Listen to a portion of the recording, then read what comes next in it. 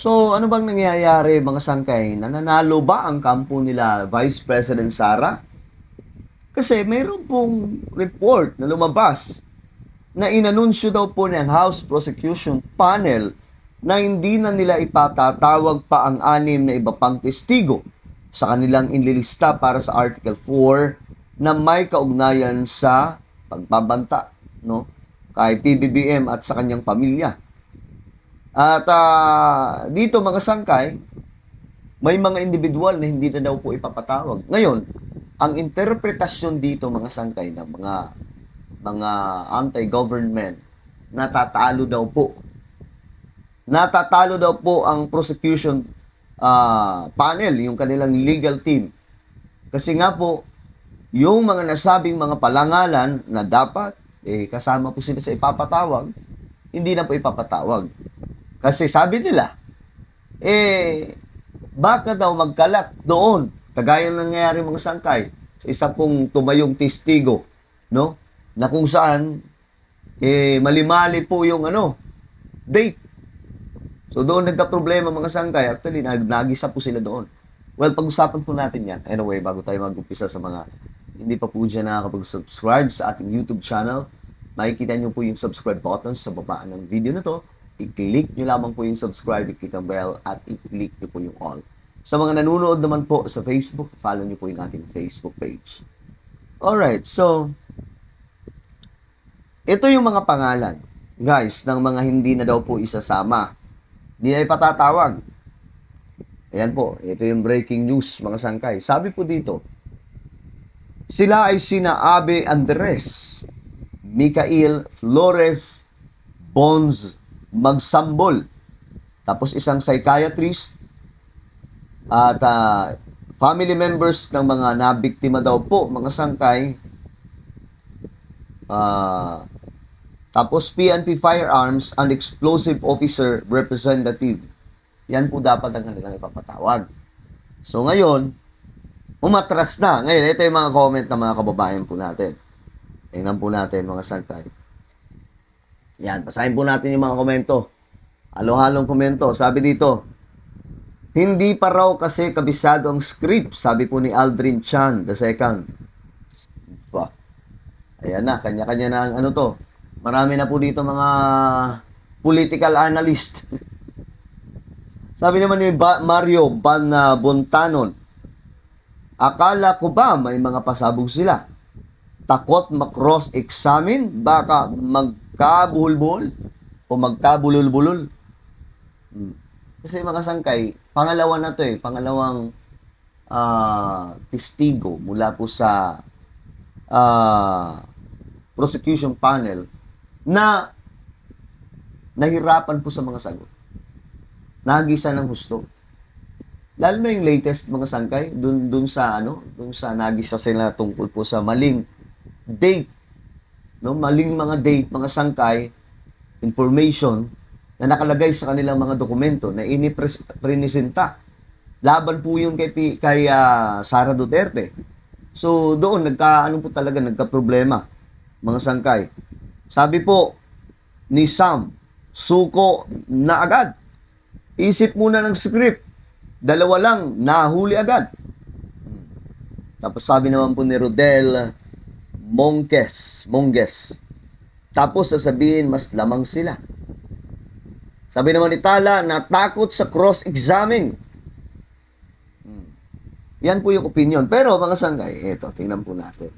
Nagsalita na po ang prosecution panel lead by Prosecutor Luistro. Ito, pakinggan po natin kung bakit. But let me reiterate, the reason for the withdrawal ay dahil malakas na ang kaso. Ang reason ng withdrawal ng kanilang mga testigo is because yung kaso daw po ay malakas na. Yun pala yun. Kaya daw po, inalis nila, hindi na papatawag itong mga ito dahil kompletos regados, malakas na daw po yung kaso. Ito na ang ebidensya. Kompleto na rin daw po ang ebidensya. Yung mga naiinis dyan, ano sa tingin nyo? Kasabi po dito ni Luistro, kumpleto na daw po ang ebidensya.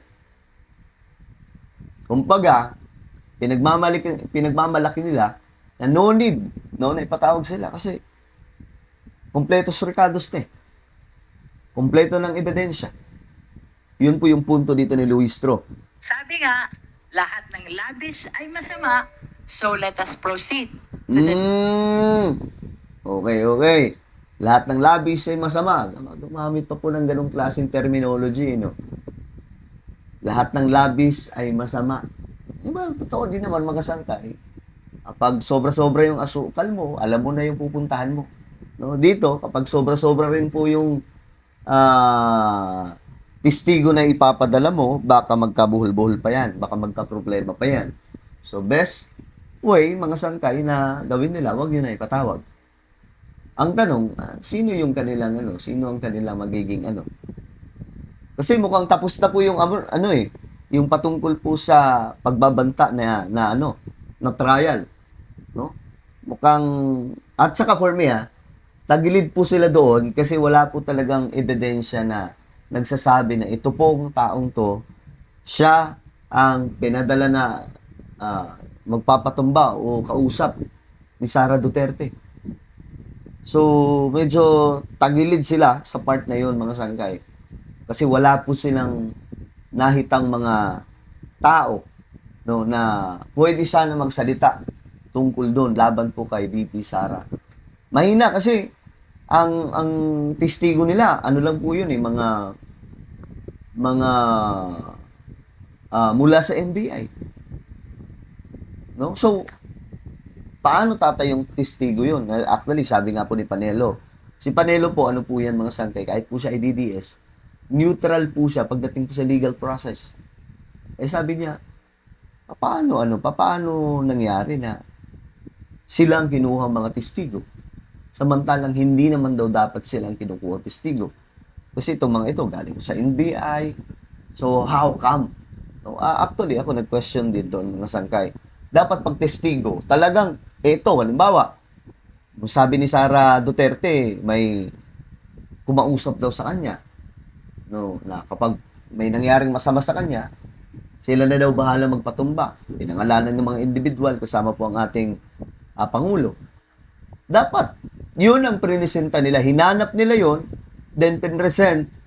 Ito mismo yung testigo. Nakausap ni Sara Duterte. Dapat ganun. Mga sangkay. Kaya ngayon, pinagdududahan din po sila ng mga kababayan. Baka daw, kaya ganun, mga sangkay. Kasi, sila, natatakot na baka magkabuhol-buhol lang po ang isasagot. Kagaya po nang nangyari sa mga naunang testigo. Well, mga sangkay, ano po ang inyong opinion po dito? Ayon nga po kay Luistro, malakas na daw ang kanilang mga ebidensya. No need na daw po ipatawag yung iba pang mga testigo. Ano po ang inyong opinion? Comment down below. Huwag niyo pong kailimutan na i-subscribe yung ating YouTube channel. Mag-iingat pong lahat. God bless everyone.